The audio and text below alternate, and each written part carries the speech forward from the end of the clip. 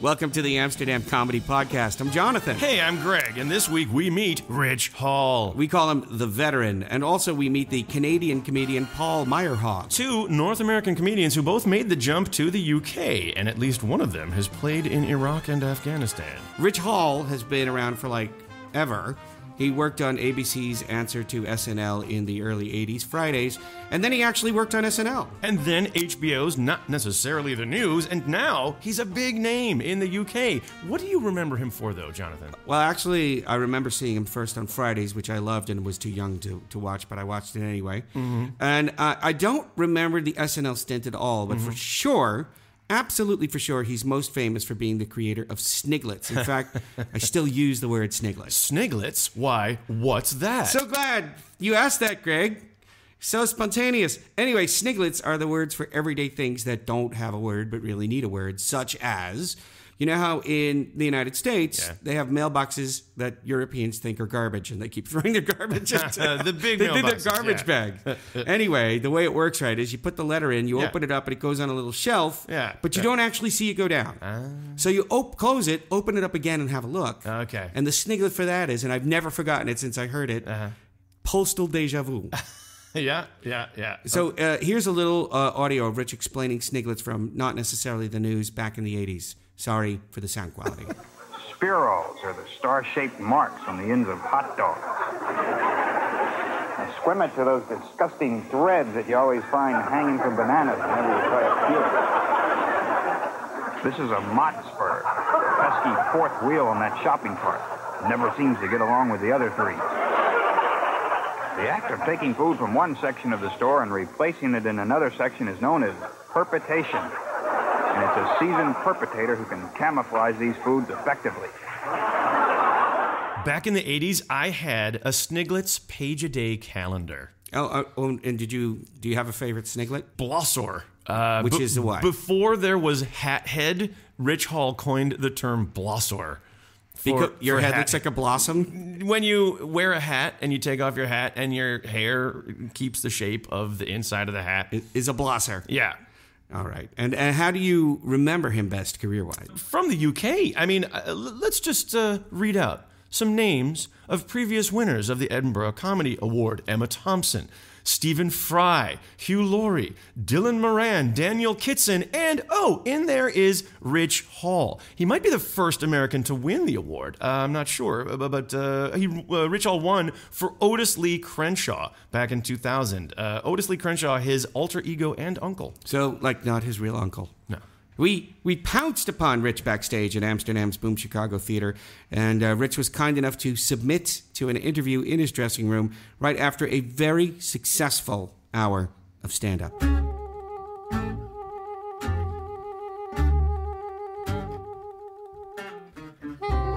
Rich, first of all, thank you for agreeing to be interviewed by us. We really appreciate it. My pleasure. We don't have a lot of time with you because we're backstage at Boom Chicago here. And the fact of the matter is you've got other things to do. So no? I actually don't have anything else to do. But, I guess I'll go out and rustle up some entertainment for myself. Or I'll go to bed. I got to be in Norway tomorrow. Where in Norway? Bodø. Yeah. Where is that? Exactly. I have no idea. You can't even find it on Google Earth. I think it's above the Arctic Circle or close to it. That's a good place to go in winter. I'm looking forward to it, actually, because I live in Montana, and I really like cold weather. Makes me homesick. I have the same thing, being from Chicago. Yeah, that bone-chilling where your eyeballs freeze and you think, I think my heart's going to stop. Look, we don't have a lot of time with you, so I thought we'd get down to something kind of serious. I've been somebody who followed your career pretty much from the beginning on Fridays, which is 1980 already? The 80s. I was going to say late 70s, basically. Wasn't it It was in the 80s. It was the early 80s, yeah. Because my first real gig was working on the Letterman show when it was on in the morning, and that was 81. And then I went to Fridays a couple years later. I beg your pardon. Okay. I remember, as a kid, Fridays was, ABC's answer to Saturday Night Live. But, okay. And not a good answer either. No. They kind of said you can do whatever you want on it, so I kept turning it down, and then I thought, well, I'll just do, if they're going to let me do whatever I want, then maybe overall the show's a bit derivative, but, no one's like telling me what I can't do. So it was fun in its own way. It definitely had its moments. As somebody who was a fan of both shows at a certain point, I was kind of sorry when it went off because it seemed like Saturday Night Live, but even relative to those times, even slightly edgier. And then there was the Andy Kaufman moment, which was spectacular. It had its moments, and a lot of people forget that Larry David was on that show. Not me. Yeah. Matsoi. Yeah. I remember that. Yeah, and Michael Richards. Oh, definitely. Yeah. So it was a good cast, but then, of course, it got canceled the second year that I did it. And most of the shows I've done have ended up being canceled. That's my Midas touch. But that was in the U.S. Yeah? Yeah. Yeah. And then those producers went on to make Not Necessarily the News for HBO, which became very popular. And I found out when I got to Britain that they'd actually done that was just a version of a British show called Not the 9 O'Clock News, which no one ever bothered to bring up the whole time I was there. Ricky Gervais, The Office. No, Steve Carell, right? Yeah. Because Americans they're not interested in that. No. And I just thought, well, okay, fine, but I never watched the English version until I got here, and then I realized, oh, that was actually a really good show. Yeah. And sorry, for those of us who don't know, can you explain how did you make the jump from being on national television in the U.S. to jumping over to, the U.K.? And you're really quite a well-known person in the U.K. Yeah. Actually, I see you on TV because we're speaking now from the Netherlands, and we get a lot of BBC, and I see you on British TV pretty regularly. So how did that happen? I was getting fed up with the whole comedy scene in America because I sort of was at a level where I was playing clubs, and I could fill them. I could sell out a club. All the punchlines and improvs and stuff. But I felt like I just gotten into this sort of rut of playing the 2-drink minimum clubs. Where you have to get up in the morning and go on morning radio, the local morning zoo team. It's always a couple of idiots, trying to be Howard Stern. And then you have to really promote your show in the morning. Then you have all day to try to sleep again. But, of course, you're so cranked up on coffee doing morning radio that, and then you go and do your shows, and the audiences were, a lot of the clubs are good, but a lot of them were like, well, it's 2-drink minimum to get in. There'd be waitresses. There'd be the blender going off in the back. And then while you're on stage as closing the show, they're passing the checks around, and people are settling up during your show. And you actually have to develop a show where there's a lull for about 7 minutes right toward the ending of your show, where you just have to tread water for 7 minutes for everybody because they're just distracted. They're not paying any attention to what you're doing. They're paying their bills because the club thinks they're going to run off if you wait till the end of the show to pay the bill. So, well, what's not existentially fulfilling about that? Exactly. And I was doing that for a long time, and it was good, but I just kind of thought, I'm going to go to Edinburgh, and I got sent over by VH1 to cover the Edinburgh Festival, and it was an eye-opener, and I thought, I want to come back and do this next summer. And after I went there, it was just totally different. It was a much more appreciative crowd, and there were no breaks. There was no guys with shakers at the bar, and, people drink beer. And I just really thought, this stuff works in another country. And from there, I just started working more and more in the UK and Europe and Australia now. And I just feel like I've always wanted to travel and see the world, and to be able to do that with a sense of purpose is astounding. So I play in America.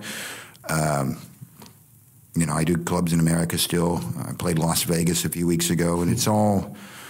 I just feel much more adaptable now, Tonight I'm in Amsterdam, and... a lot of, I suppose, American comedians would be going, well, what's that like? Like it's completely foreign. And it's not foreign at all. It turns out that everybody has a sense of humor, and a lot of countries speak incredible English. And I didn't feel like I had to slow down tonight or make any kind of adaptations, I just feel like you do what you do. And that to me is I'd much rather come to Amsterdam than to go to Akron, Ohio and play Uncle Fucker's Chuckle Hutch, The question that I really wanted to ask you, which was based upon the fact that I started following your career in 1980, and then Not Necessarily the News and the Snigglets thing, and then it just sort of kept rolling on. I moved over to Europe, and then I started watching you again on British TV. So the question really is this. You've been at this a really, really long time. Yeah. How do you endure without getting burned out or just pissed off or fed up? How do you endure? I think the reason that I endure is because I'd rather do stand-up than anything. And I always felt that way. I always felt like doing TV anywhere in Britain or America is basically a way to advertise your humor and then get people to come out and see you. And I've always wanted to do stand-up more than anything. That's what I started out doing. I still really love it because I'm not quite sure I don't have a really set, dyed and, written in stone show. I don't know where it's going to go. And by keeping it like that, it always makes it interesting. And I like doing TV. I was on Saturday Night Live for a year, and I can honestly say it was fucking horrible. It was just horrible. What was horrible? The stress, the pressure of, as they say at Second City, something wonderful right away. That's what Saturday Night Live is. And you don't have time to sit back and even reflect on it, because as soon as that show's over, you have to start back writing a new one. You're competing with tons of other people for sketches that you've written, and I was on with a really stellar cast, and I was thrown in at the last minute. I was hired as a writer, and then they put me in the cast like 3 days before the first broadcast, and said, go on, go, and okay, fine. And on top of all that is we knew we were going to be fired at the end of the year. It was a year where a guy named Dick Ebersol was a producer. Lorne Michaels was coming back, the original producer, and he had already said he's bringing a new cast. So we all knew we were dead men walking anyway. That kind of had this effect on you of like, well, because Saturday Night Live is something that takes 2 or 3 years before you can really get comfortable doing it. And we had 1 year. So at the end of it, when we all thought, well, it was a good year, and it was. It was some great sketches that year and an amazing cast. But then we were just all kind of like, well, thanks for everything. After that, I just felt like, well, that's what TV does, TV is just for go out, be as funny as you can, but you ultimately want people to come see you because they've seen you on anything from Saturday Night Live to QI. It doesn't matter. TV in Britain is the same way. It's like putting out a calling card. I wouldn't want to do what like Letterman or someone else does, because as brilliant as they are, they do that every night. And that would just drive you crazy after a while. I think it would drive me crazy for sure. Has there ever been a moment when your job has driven you crazy? No. Really? No, never. Come on, man. How many? 3 decades more? No, I can't. Obviously, there are stressful things, but, if you have, I have to keep this attitude, which everyone should keep, which is, it's just fucking show business. You're not, curing Ebola. It's not rocket science. It's just you're going out and making people laugh. So don't take yourself that seriously. You have to. I find it hard to believe that after all this time, there's never been a moment when you thought to yourself, "Fuck this shit. Who needs the aggravation, the traveling, the shitty hotels, the itinerant lifestyle?" There's never been a moment like that for you? Hey, what's shaking? Solitude. I think that helps. I can't come to the phone. Possibly, yeah. I gotta go to Vietnam. Yeah, there's been shitty hotels where I went, fuck this, I'm never staying in this hotel again. Fuck this, I'm never playing this club again. But there's a million other clubs. I've never ever thought, I don't know, this is too much, I like traveling. I like seeing new places, and I like, in a hotel, if it's bad, well, you don't stay there the next day, The days when you stayed at the comedy condo, and you just ate shit and all that. I've been through that a long time ago. And yeah, I can easily understand why people would get fed up with that. But that's why you keep getting better and better so that you can improve your lifestyle, You can stay at a better hotel. You can play a better club. And you want to reach that point where the audience has come to see you and you're not going out there and doing gladiator work anymore, Obviously, there's still situations that I get roped into where I think, what the fuck went wrong here? You know. I mean, those two guys who turned up asking you for like a podcast interview right after a set. And the night before I had to go to the Arctic Circle. Right before he's going to the Arctic Circle, yeah. But you know what? Okay, I don't want to complain. I don't want to make it sound like, fuck, I got to go to the Arctic Circle. I'm going to the fucking Arctic Circle to tell jokes. Maybe the Northern Lights will be there. It might be astounding. Yeah. Those people will be one of the greatest crowds. It's just guaranteed. The more remote the place, the more they are astounded that someone has shown up to entertain them.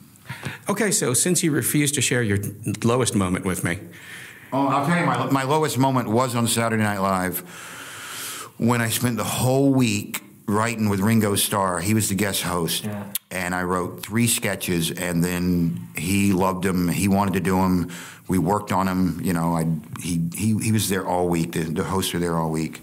And I hadn't prepared anything else for like Weekend Update or anything. I had 3 sketches with Ringo Starr. And they were really good, but they were a bit technical.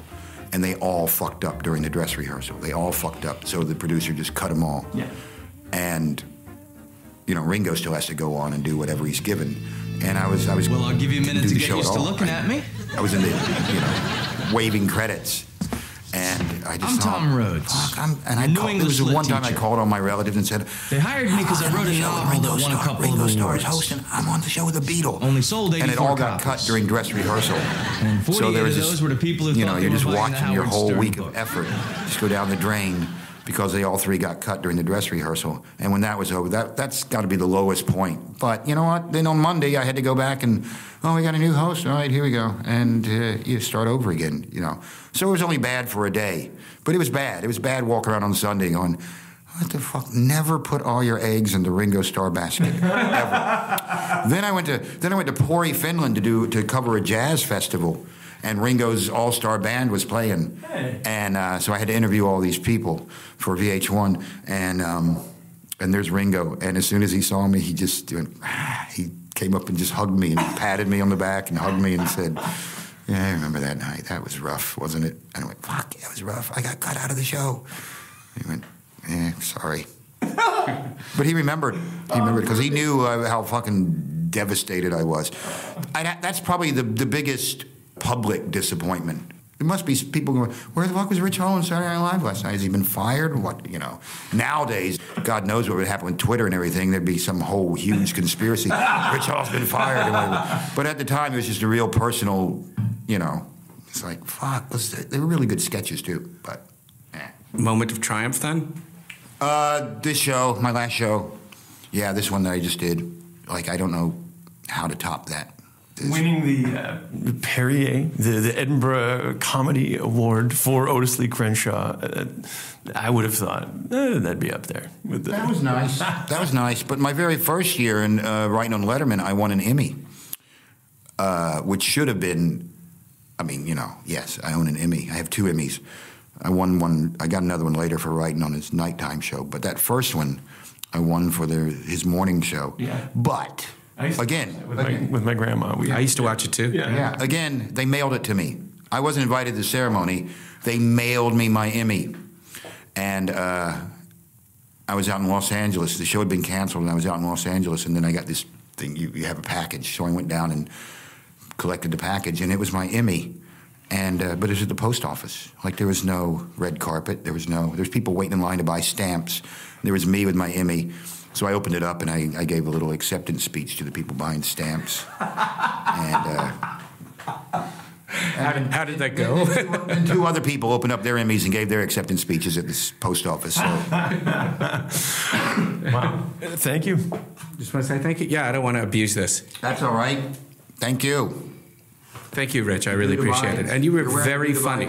What? You're wearing the Dude Abides shirt. The Dude Abides, man. Yeah. The Dude Abides. I'm a registered priest in the Church of the Dude. So yeah. Well, do you know he's my next door neighbor in Montana? Get out of here. Yeah. Well, Jeff Bridges is your next door neighbor? Yes. Okay. That's what I meant by the Fortress of Solitude. You have that place to go. I need to add that next door in Montana means he's still like a quarter of a mile away. But yeah, he lives on the spread next to where I live. It would mean a lot to me if you told him that you met somebody in Amsterdam wearing a Dude Abides hoodie. Yeah, he would be very. He'd be flattered. He's an excellent musician, you know. Yeah. We do these things called the Main Street Show in Livingston, Montana, and he always comes in and plays, and then I play, and sometimes we get up on stage and play together. Yeah, I'm sorry, am I name dropping? My neighbor is Jeff Bridges. Yeah. Well, the good thing is that in Montana, that means that he lives 50 miles away. Yeah. He lives pretty far. Yeah, I mean, you couldn't throw a rock at his house, but I dug his dad out of the snow once, Lloyd Bridges, when he was alive. Wow. I used to get my water from their cistern, and it would stop running, so I'd have to go up there and get a dead squirrel out of the cistern. Right. Yeah. Otherwise, it would poison the water, right? Yeah, Exactly. well, yeah. But it's just squirrel urine. Who doesn't like a bit of squirrel urine in their water? I think we need to stop on that. Thank you, Rich. All right, thank you. Thanks, Rich. Great chat. Ah, thanks.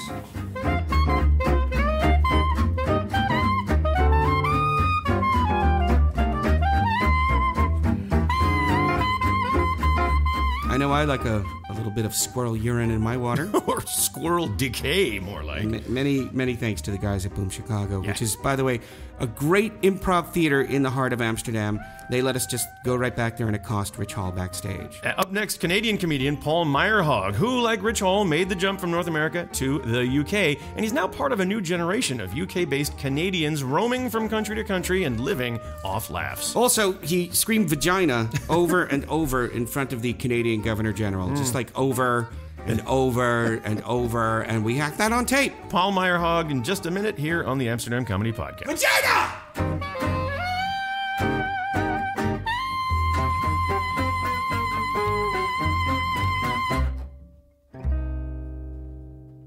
Paul Myrehaug is a big, lanky, Albertan Lutheran comedian. That's right, I said Lutheran comedian. Is that like an oxymoron? Is that like German comedian or? I thought it might have been. That's why this interview was interesting. I've actually met funny Germans, so that wasn't fair. I apologize.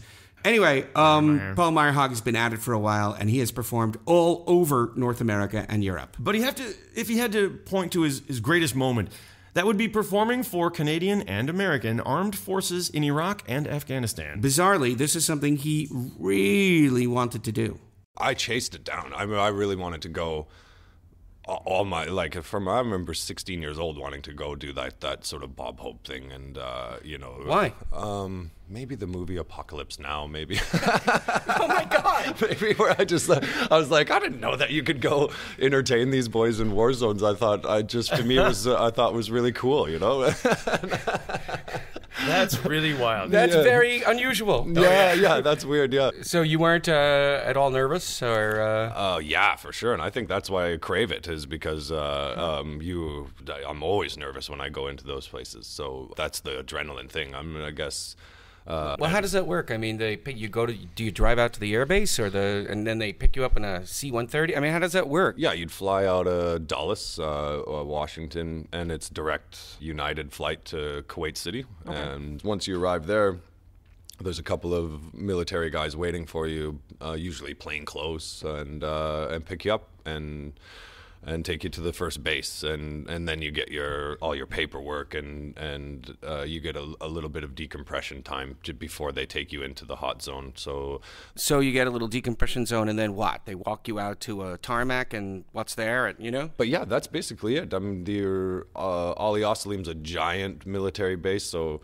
You know those movies where there's a big American flag and then a bunch of leather couches and a whole bunch of soldiers just laying around on their laptops, and it's kind of that weird atmosphere, because that's the last stop before they're going into the shit. So you get that whole experience. You're on those leather couches, and so those soldiers could be there for days though, waiting for their orders. But they give you that VIP treatment. So you're in there, you have some Pizza Hut, and then you jump on a bus and go to your C-130. A huge plane, and away you go, and you don't really know what stops you're going to make until you're actually in the flight, and they keep that secret from you, just to make sure that the risk is as low as possible. So, did you know you were heading for Iraq? Yeah, I knew Iraq. I just didn't know what bases, how many shows, I knew I was going to be in there for 14 days.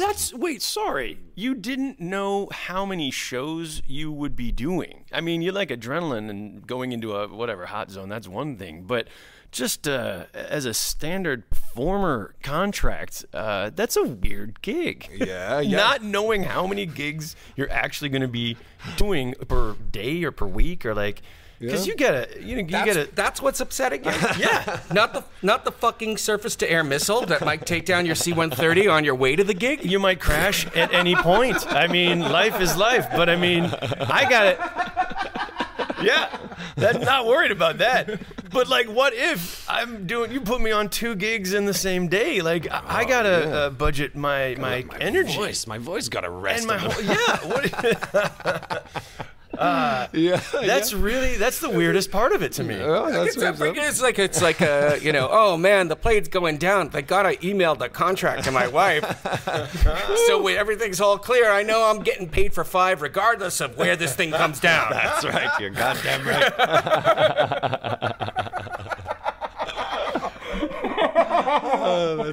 That would be a deal breaker for me, I think. Shooting at the plane, all right, I'll live with it. But like, I might have to perform twice on the same day without you even telling me. Oh shit.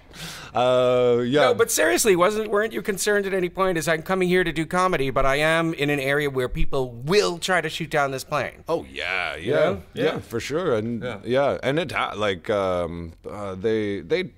they're sometimes the guys are hilarious. Like they try to fuck with you. They like the helicopter, the gunners off the side of the helicopter. You take Blackhawks a lot, which is I think is amazing. Blackhawks are great, and they fly in unison together. And all those old Vietnam movies, the guys hanging out of Blackhawks. I just thought it was really cool. So I'd put my leg out the window and sort of pretend, But they would screw with you. I mean, they'd load the guns off the side and start firing into the desert. All of a sudden, you're getting hit with bullet casings and stuff, and and the other comics are freaking out in the back, and holy shit! And the pilot will sort of duck and dive a little bit, and then they'll turn around with a big grin on their face, like, Everybody's a comedian. Yeah, definitely. But yeah, you're constantly worried about it, and when Kabul is interesting because with the American tours, they seem to fly you in helicopters everywhere. You don't really touch the ground. You go from green zone to green zone to green zone. It just seems really safe all the time. It doesn't really seem like you're dealing, and those bases are huge. There's bus routes, swimming pools, Burger Kings, Subway restaurants, car dealerships. There's, so you never... Car dealerships? Yeah, there's Chrysler car dealerships with motorcycles sitting around, and you can sign up for...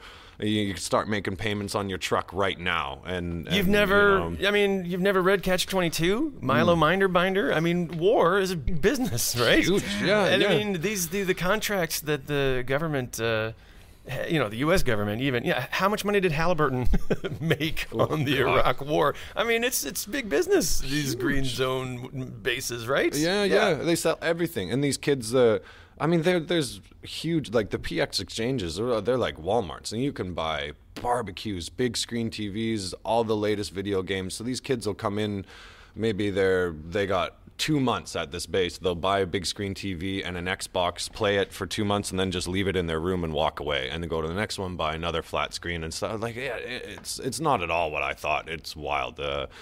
But the Canadians are crazy. In Kabul, really? How are Canadians different than Americans? How is your performance experience and the just getting around and not getting shot at experience different when you're dealing with the Canadian military? Because you're one of their boys, and you're coming to Afghanistan to see them. They're really supportive. So the shows were just. I don't want to say you could say anything and they're going to be like, just unbelievably supportive, and so are the Americans as well. But it's a little bit different because I'm not even close to famous in America. So when I did that tour, Thea Vidal, I don't know if you guys remember Thea. She was she had a show on BET, and she was in the WWF for a while. She was a Big Mama. She was one of the mothers wrestlers' mothers. So anyway, so that was the big name. She was very recognizable, and it felt like a gig when you're doing it when I was doing it for the Americans. It really felt like oh Jesus, I got to work here because they're like from Canada. They're like, oh, who's this this fucking kid from, but in Canada, the troops were, you already fought that battle, and you walk on stage and they're like, oh, well, thanks for coming, man. Well, as a performer, I just got to wonder, like, when you feel that complete license, like, we will love whatever you put, you got to give them something extra, like, what do you do for that kind of crowd? You just talk about home, right? You talk about all those jokes that you wrote all throughout the years touring from Canadian city to Canadian city. You can pull them out like, hey, where are you from? Winnipeg. Oh, what a piece of shit that. And away you go. You just you talk to them, you ask questions, and then respond with all those tricks you've learned throughout the years traveling to those towns, right? By the way, what's the killer joke? The one that always works, that joke about feeding my daughter cheeseburgers on purpose to make her fat so no one will fuck her. I really like girls. They're really, really fun.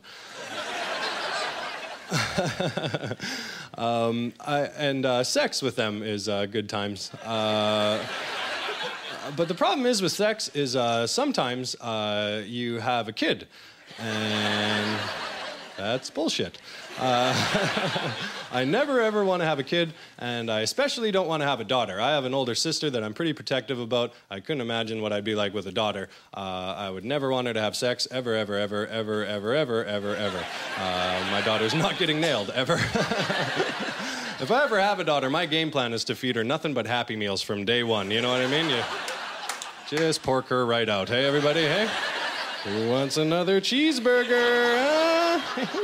Who's Daddy's little sea donkey, aren't you? Of all the tours that you've ever gone on, what has been the absolute highlight, the one that will stick with you for the rest of your life, or the thing that happened that will stick with you for the rest of your life?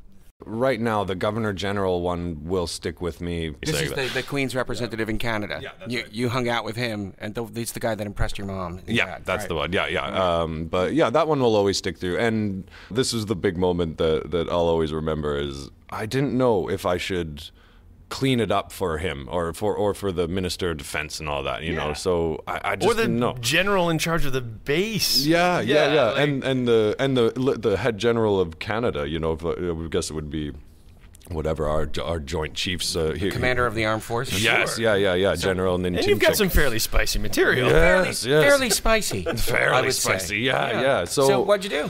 I think I was doing a half an hour set. Okay. And the first show was on a warship, and it was before we got to Kabul. It was in Italy, so we had to stop in Italy to do a gig for the Navy thing, and we were in Italy for literally 4 hours, you know. So wow. So we got there, and it was the first show I was going to do in front of all those guys, and they had all their nameplates on the chairs, and I was doing the sound check, and I was like, oh shit, what? Like my material is like some of it's bad, or like it's dirty, it's juvenile, and I was like, should I clean it up for this guy? And so the first 10 minutes. And then I was like, okay, I might as well talk about how I'm feeling. And I said into the microphone, and I'm like, we all know that you're here. To the Governor General, I'm like, we all know you're here. It's a big day, and I'll be honest with you, I'm out of clean material, sir. So I'm gonna. What a great moment. Yeah, and everybody's kind of quiet, and I'm like, so I'm gonna have to get a little bit more dirty, but I'm like, I saw the film. Oh, you did, yeah? Just before we came in here. And I believe what you did is you pointed to the distinguished-looking white-haired gentleman. Yes. Sitting down right in the front row, and you looked at him, and you pointed at him, and you said, I feel really funny about having to say vagina in front of him. Yeah.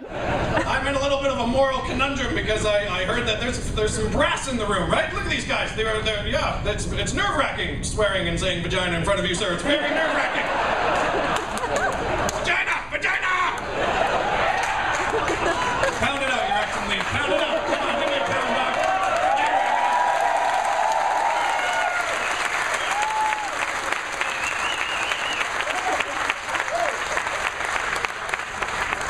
Oh, man. Now that that's out of the way, we took a tour of your ship. I gotta tell you, your sleeping quarters are unbelievable. Right? Stacked 3 high. You guys must be ninja masturbators. Am I right?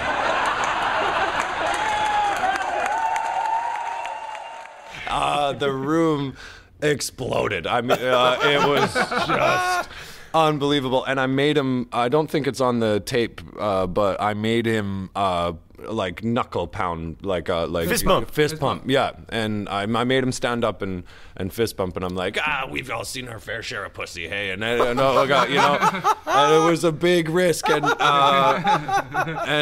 he stood up, and we had a fist pump, and that was then all that energy was gone. I gotta ask too. I mean, in that room, you know, it's been a lot of talk about mixed gender in the military, whatever, gays in the military, but I mean, this is for the Canadian-only military. What's the gender mix in that kind of audience? Definitely male predominant for sure. I mean, I think the general rule is about 80-20, the split for but yeah, same thing. Very, very male. You'll be happy to know that in that same tape, the camera pans back and you see all the women in uniform laughing too. Oh, good, excellent.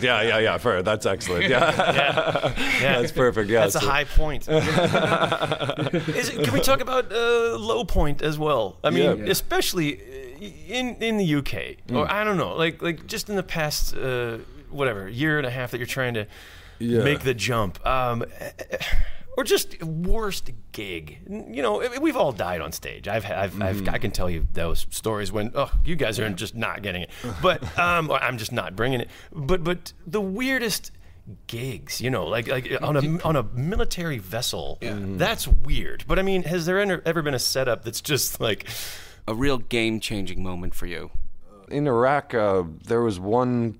It was one of the most dangerous bases we went to. It was half Iraq and half American forces, but they didn't really get along because they were fighting. And then all of a sudden, you know, the America defeats those guys. Now they're training the military, so it's hot, right? I mean, then they're just like it's tension, and that base was small and north, and I just want to get. You're not so insulated, really, and yeah. Oh wow. Well, you felt the tension, but did you notice anything specific whereby you thought to yourself, "This is not good. I really should go." Yeah, we were driving in a truck. They have the one shared road. They had to share one road, but then our truck was passing their truck, and the two boys that were driving us both fingered the Iraqis, and the Iraqis fingered them, and you could tell that was the standard. Jonathan is now slapping his forehead. Yeah, no, but that was the standard. They fingered each other every day, and it was on both sides. It wasn't the Americans being pricks. It wasn't them. But that was just the feeling that they had. So it was like every day they took that road, they saw a truck, and they just would go fuck. They would give the finger.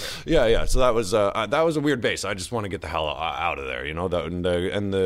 I remember telling the guys, "Hey, turn up the stage lights because they can't see facial expressions. I'm like, you guys are going to have to turn that up. It was an outdoor show."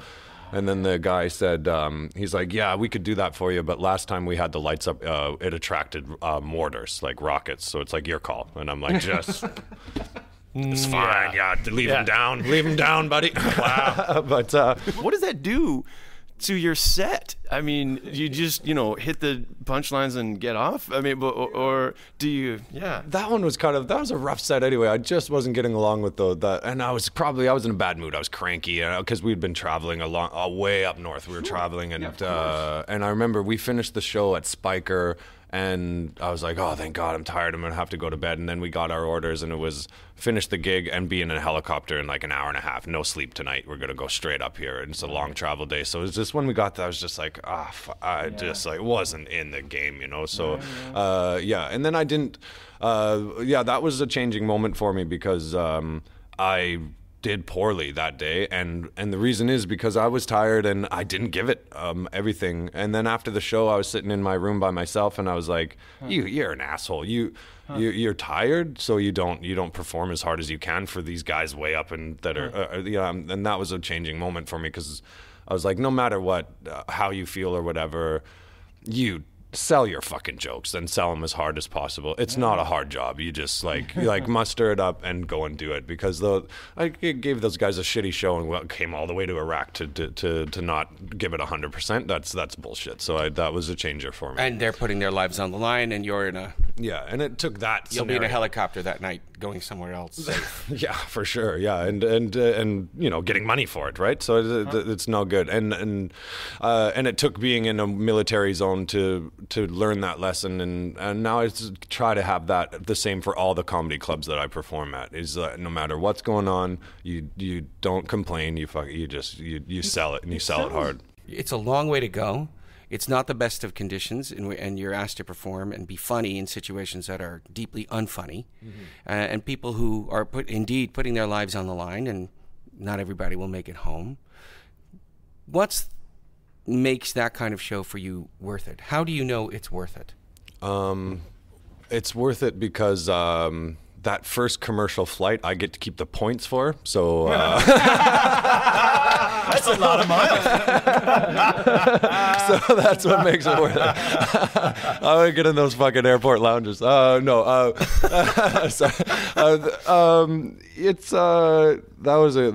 a really good question. If I'm being stoic, I don't know if it's selfish because I like the rush of it. That's probably the best answer. My political views are probably not great for going to entertain the military. I probably don't really agree with what's going on, a lot of it. But that's it. I mean, really, it's just the rush, and not the, like, say, the effect that you leave on the people when you have the show. I mean, you're out there, you're doing it for the people. You feel a sense of responsibility of giving them a good show. I hear that from you. For sure, yeah. So what? I absolutely love doing it. And in the Canadian case, I volunteered my Christmas to do it. And there wasn't paid either. The U.S. ones were, but the Canadian one, I volunteered all of that, and they asked me if I would be game for it, and so I gave and that's an important time for my mom and stuff because I don't live in the country anymore. It's one of the rare times I get to be home so that was a big sacrifice, and I did it because it's the least you can fucking do. Like, if they're gonna ask you to do that for your country, and those guys are like dying, getting their legs blown off, and come on, that's the least you can do. So that's why I do it. I'll tell you one of the things that I really thought interesting about our interview with Paul Myrehaug is, how Greg, I do a lot of these penetrating, deep psychological questions. Yes. I like to give people an intelligent interview. Oh, sure. That kind of a thing. Probing. Paul Myrehaug wasn't having any of that. He's like, why are you doing that? I'm not. I just get up here and I tell dick jokes. I just want to go out there and kill city. Anyway, many, many thanks to the people of the Conscious Hotel in Amsterdam for letting us interview Paul in their dining room. That was I'm not great. kidding. You guys, you're the best. Also, thanks again to Boom Chicago, the theater company that's responsible for bringing me to Amsterdam. Thanks for letting us go backstage and accost Rich Hall. This was the Amsterdam Comedy Podcast. For more information, check out our Facebook page. That's at facebook.com/Amsterdam Comedy Podcast, where you can find links to Paul Myrehaug's and Rich Hall's website. Leave a comment on Facebook, and then more people will hear the show, and we'll do more interviews, and then maybe we can make some money. So that's it for me, Jonathan Groubert. And me, Greg Shapiro. And remember, if you want to say something funny, do it before the end of the podcast.